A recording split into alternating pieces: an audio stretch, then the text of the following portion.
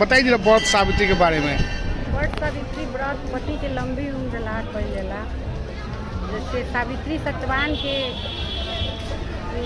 मरला के बाद भी प्राण वापस ले आईली, वही ला लोग पति के लंबी उम्र ला व्रत सावित्री के व्रत कइल जाला। के तोरे होला मतलब भूखल जाला, सब श्रृंगार के सामान चढ़ावल जाला, फल चढ़ावल जाला, बेना चढ़ावल जाला, चढ़ा के लेके आवल जाला, पति के बेना डुलावल जाला, फल खियावल जाला, गोड़ लागल जाला, लंबी उम्र की प्रार्थना करल। एक के दिन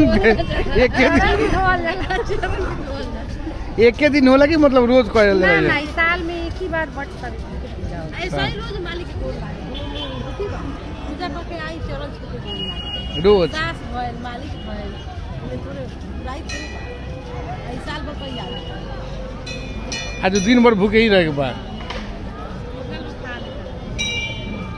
बस धन्यवाद।